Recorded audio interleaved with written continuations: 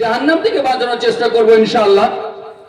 আমরা যদি হাদিস অধ্যয়ন করি তাহলে দেখব আমাদের নবীজি মুহাম্মদ সাল্লাল্লাহু আলাইহি ওয়াসাল্লাম বলছেন, আকসারু মা ইউদখিলুন নাসুন নারা আল ফামু ওয়াল ফারাজ। পৃথিবীর অধিকাংশ মানুষকে জাহান্নামে যেতে হবে দুটো জিনিসের কারণে। আর তার প্রথমটি হলো তার জিহ্বা, আর দ্বিতীয়টি হলো তার লজ্জাস্থান। মানে পৃথিবীর অধিকাংশ মানুষকে জাহান্নামে যেতে হবে দুটো জিনিসকে সংরক্ষণ করতে না পারার কারণে, কন্ট্রোল করতে না পারার কারণে। তার এক নম্বরটা হচ্ছে তার জিহ্বা। অধিকাংশ মানুষ পার্থিব জগতে চলাফেরার ক্ষেত্রে তার জিহ্বাকে কন্ট্রোল করতে না পারার কারণে থেকে জাহান্নামে যেতে হবে। আর দ্বিতীয়টি হলো তার লজ্জাস্থানের হেফাজত করতে না পারার কারণে অধিকাংশ মানুষকে জাহান্নামে যেতে হবে। তাহলে পার্থিব জগতে যদি আমরা নিজেদেরকে শুধরে নিতে পারি, যদি আমাদের জিহ্বাকে আমরা কন্ট্রোল করতে পারি এবং নিজের লজ্জাস্থানকে হেফাজত করতে পারি, তাহলে আমরা সেভ হয়ে যাব, আমাদেরকে জাহান্নাম থেকে বেঁচে যাব আমরা। আর ঠিক এই জন্যই আমাদের নবীজি মুহাম্মদ সাল্লাল্লাহু আলাইহি ওয়াসাল্লাম বলছেন, মাই ইয়াজমানু লি মা বাইনা লিহিয়াইহি ওয়া মা বাইনা রিজলাইহি আজমানা লাহুল জান্নাহ। কোন বান্দা যদি দুটো জিনিসের জামানত আমাকে দিয়ে দেয়, আমি তার জান্নাতে যাওয়ার জামিনদার হয়ে যাব। মানে দুটো জিনিসকে কন্ট্রোল করার দায়িত্ব কেউ যদি নিয়ে নিতে পারে, তাহলে তাকে জান্নাতে নিয়ে যাওয়ার দায়িত্ব আমি নিয়ে নেব। আর সেই দুটো জিনিসের মধ্যে প্রথমটি হলো তার জিহ্বা, আর দ্বিতীয়টি হলো তার লজ্জাস্থান।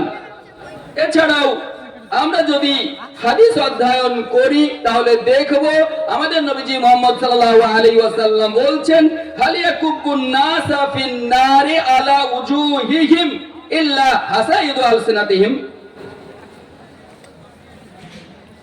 পরকালে মানুষের মধ্যে এক শ্রেণীর মানুষকে জাহান্নামের মধ্যে তাদের মুখের উপরে ভর করে পরিচালনা করা হবে।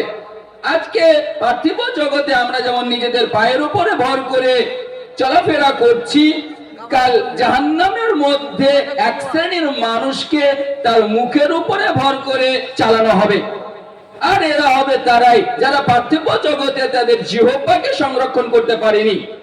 এই ব্যক্তিরা হবে তারাই যারা পার্থিব জগতে তাদের জিহ্বাকে কন্ট্রোল করতে পারেনি, যারা সত্য মিথ্যার সংমিশ্রণ ঘটিয়েছে, যারা গীবত করেছে, পরনিন্দা করেছে, পরচর্চা করেছে, চুগলখড়ি করেছে, একে অপরের সঙ্গে গালিগুলোজ করেছে, তাদেরকে কাল জাহান্নামের বুকে মুখের উপরে ভর করে চালানো হবে।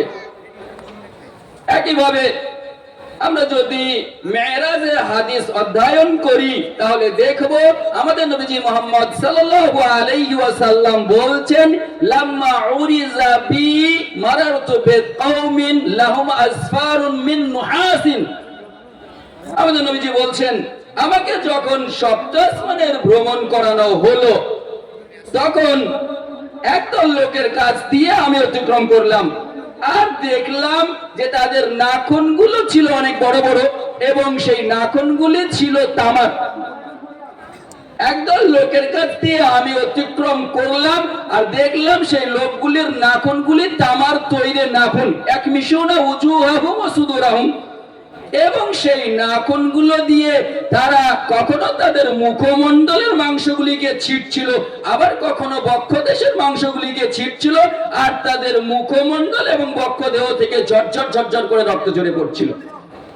আমাদের নবীজি মুহাম্মদ সাল্লাল্লাহু আলাইহি ওয়াসাল্লাম বলছেন, তিনি জিজ্ঞাসা করলেন হযরতে জিবরিল আলাইহিস সালাতু সালামকে, মান হাউলাই ইয়া জিবরিল, হে জিবরিল, এরা কারা যারা নিজেদেরকেই নিজেরা এত বেশি কষ্ট দিচ্ছে এবং শাস্তি দিচ্ছে? হযরতে জিবরিল আলাইহিস সালাতু সালাম বললেন, হাউলাইল্লাযিনা ইয়াকুলুনা লুহুমান নাস, হে নবী, এরা তোমার উম্মতের মধ্যে সেই সমস্ত ব্যক্তি বর্গ যারা পৃথিবীতে মানুষের মাংস খেত। আমরা পৃথিবীতে কেউই মানুষের মাংস খাই না, এটা 100% সত্য। এখানে আমাদের নবীজি মুহাম্মদ সাল্লাল্লাহু আলাইহি ওয়াসাল্লাম একটা উপমা দিয়েছেন, তুলনা করেছেন মানুষের মাংস খাওয়ার সঙ্গে, সেটা হচ্ছে গীবত এবং পরনিন্দা, পরচর্চাকে। মানে হযরত জিবরিল আলাইহিস সালাতু সালাম আমাদের নবীজিকে বললেন এই ব্যক্তিরা হচ্ছে তারা যারা পৃথিবীর বুকে মানুষের পিছনে সমালোচনা করত, গীবত করত, পরনিন্দা করত এবং পরচর্চা করত, তারাই হচ্ছে এই ব্যক্তি। একইভাবে আমরা যদি হাদিস অধ্যয়ন করি তাহলে দেখব আমাদের নবীজি মুহাম্মদ সাল্লাল্লাহু আলাইহি ওয়াসাল্লাম বলছেন, শাররু ইবাদিল্লাহি আল মাশাউনা বিন নামিমা ওয়াল মুফাররিকুনা বাইনাল আহিব্বা। পৃথিবীর বুকে আল্লাহর বান্দাদের মধ্যে সবচেয়ে নিকৃষ্ট মানের বান্দা, আল্লাহর কাছে সবচেয়ে নিকৃষ্ট জঘন্যতম বান্দা হচ্ছে তারা যারা মানুষের পিছনে নিন্দা মন্দা করে, পরনিন্দা পরচর্চা করে, আর গীবত এবং চুগলখড়ি করে তাদের বন্ধুত্বের মধ্যে ফাটল তৈরি করে দেয়, তাদের সম্পর্ককে ছিন্ন করে দেয়। হতে পারে সেই সম্পর্কটা স্বামী এবং স্ত্রীর মধ্যে ছিন্ন করে দেয়, হতে পারে বাবা এবং ছেলের মধ্যে সম্পর্ক ছিন্ন করে দেয়, হতে পারে সেটা দুইজন বন্ধুর মধ্যে সম্পর্ক ছিন্ন করে দেয়।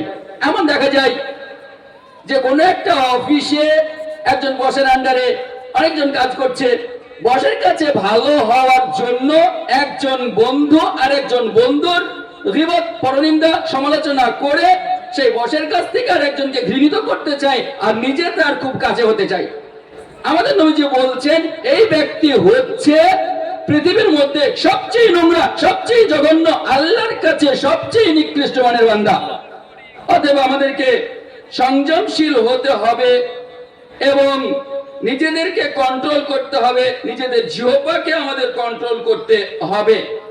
2 নম্বর, যদি আমরা নিজেদেরকে এবং নিজেদের পরিবার পরিজনকে জাহান্নামের আগুন থেকে বাঁচাতে চাই তাহলে 2 নম্বর পদক্ষেপ যেটা আমাদেরকে গ্রহণ করতে হবে সেটা হলো আমাদের খাদ্যদ্রব্য যেন হালাল হয়। আমরা কোনো অবৈধ পন্থা অবলম্বন করে পরিবারের জন্য উপার্জন করব না। আমাদের নবীজি মুহাম্মদ সাল্লাল্লাহু আলাইহি ওয়াসাল্লাম বলছেন, লা ইয়াদখুলুল জান্নাতা জাসাদুন গুযিয়া বিল হারাম। সেই শরীর কোনোদিনই জান্নাতে প্রবেশ করবে না যার পরওয়ারিশ হয়েছে হারাম দ্বারা, যিনি লালিত পালিত হয়েছেন হারাম খাদ্য দ্বারা, এই শরীর কোনোদিনই জান্নাতে প্রবেশ করবে না। একইভাবে আমাদের নবীজি মুহাম্মদ সাল্লাল্লাহু আলাইহি ওয়াসাল্লাম বলছেন, ইয়াতি আলান নাসি জামানুন লা ইউবালিল মারউ মা আখাযা মিনহু আমিনাল হালাল আম মিনাল হারাম। ওই সামনে সামনে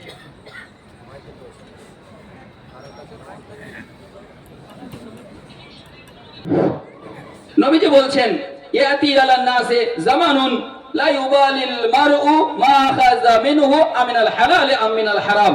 একটা সময় আসবে যখন মানুষ উপার্জন করতে ব্যস্ত হয়ে পড়বে আর তারা পরোয়া করবে না সেই উপার্জনটা হালাল পথে নাকি হারাম পথে, তার উপার্জনের মাধ্যমটা হালাল নাকি হারাম, এর কোনো পরোয়া না করেই তারা উপার্জনে ব্যস্ত হয়ে পড়বে। আর যখন এই সময় এসে যাবে মানুষ যখন হালাল এবং হারামের পরোয়া করবে না তখন তাদের কোনো ইবাদত কবুল হবে না। আল্লাহ রাব্বুল আলামিন তাদের কোন রকমের উপাসনা কবুল করবেন না। আর ঠিক এই জন্যই আমাদের নবীজি মুহাম্মদ সাল্লাল্লাহু আলাইহি ওয়াসাল্লাম বলছেন, তালাবু কাসবিল হালালি ফরিদাতুন বা'দাল ফরিজা। আল্লাহ রাব্বুল আলামিনের ফরজকৃত ইবাদতগুলির পরে পরেই একটা ফরজ হলো হালাল পথে উপার্জন করা। আল্লাহ রাব্বুল আলামিনের ফরজকৃত ইবাদত যেমন 5 ওয়াক্তের সালাত আদায় করা, রমজান মাসের সিয়াম পালন করা, সাধ্য থাকলে হজ করা এবং সাহেবের নেশাব হলে যাকাত দেওয়া, এগুলি আমাদের উপরে ফরজ। আর ঠিক এই রকমই একটা ফরজ হলো হালাল পথে উপার্জন করা। যদি আমার উপার্জন হালাল না হয় তাহলে যে কোনো ইবাদত আপনি করলে সেই ইবাদত আল্লাহর কাছে কবুল হবে না। আমাদের নবীজি মুহাম্মদ সাল্লাল্লাহু আলাইহি ওয়াসাল্লাম বলছেন, মানিশতারা সাওবাম বিআশারাতি দারাহিমা ফিহি দিরহামুম মিন হারামিন লাম ইয়াতাকাব্বালিল্লাহু আযজা ওয়া জাল্লা লাহু সালাতা মা দামা আলাইহি।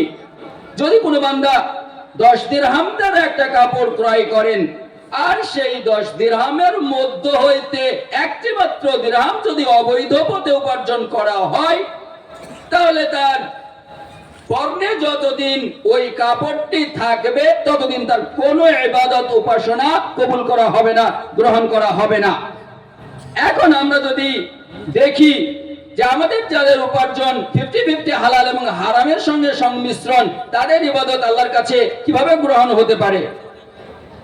সেই জন্য আমরা যদি জাহান্নাম থেকে বাঁচতে চাই, সর্বপ্রথম আমাদের যেটা করতে হবে সেটা আমাদের উপার্জন হালাল হতে হবে। আমরা যে খাবারটা খাবো সেটা যেন বৈধ হালাল পথে উপার্জন হয়। আর 2-3 নম্বর পয়েন্ট আমরা যেটা বলবো সেটা যে আল্লাহর রাস্তায় ব্যয় করা। আমি প্রথমেই বলেছিলাম জাহান্নাম থেকে বাঁচার একটা বড় মাধ্যম হলো আল্লাহর রাস্তায় ব্যয় করা। আমাদের নবীজি মুহাম্মদ সাল্লাল্লাহু আলাইহি ওয়াসাল্লাম বললেন, ইত্তাকুন নার ওয়ালাউ বিশিক্কাতামারা, তোমরা জাহান্নাম থেকে বাঁচো যদিও একটা খেজুরের আটি পরিমাণ সম্পদ হয়, সেটা আল্লাহর রাস্তায় ব্যয় করে। তার মানে নবীজি বলতে চেয়েছেন যে শুধুমাত্র সম্পদশালীরাই আল্লাহর রাস্তায় ব্যয় করবে, কথা ঠিক তা নয়। সম্পদশালীরা তাদের সম্পদ অনুযায়ী ব্যয় করবে, যাদের কাছে সম্পদ কম আছে তারা তাদের কম সম্পদ অনুযায়ী আল্লাহর রাস্তায় ব্যয় করবে এবং নিজেদেরকে জাহান্নাম থেকে বাঁচাবে। তার মানে জাহান্নাম থেকে বাঁচার একটা বড় মাধ্যম এবং খুবই উত্তম মাধ্যম হলো আল্লাহর রাস্তায় ব্যয় করা। আর আজকের দিনের এই জালসাটার মূল উদ্দেশ্য হলো আমাকে আপনাকে জাহান্নাম থেকে বাঁচার একটা মাধ্যম তৈরি করে দেওয়া।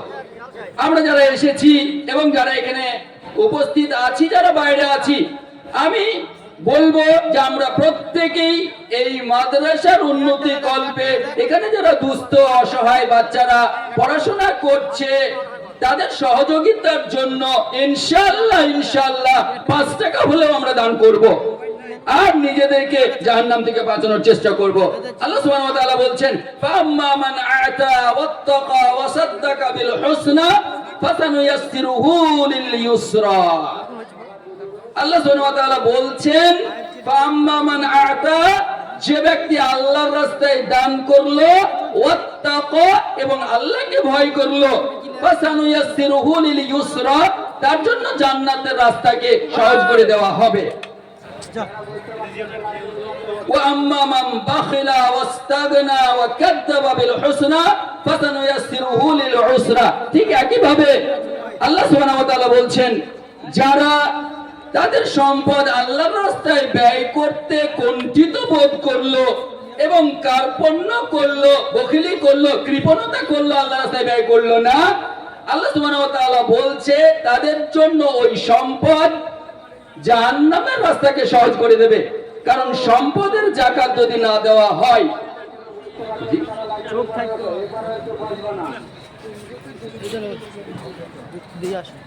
সম্পদের যাকাত যদি আমরা না দিতে পারি তাহলে এই সম্পদই আমাদের জন্য জাহান্নামের রাস্তাকে প্রশস্ত করে দেবে।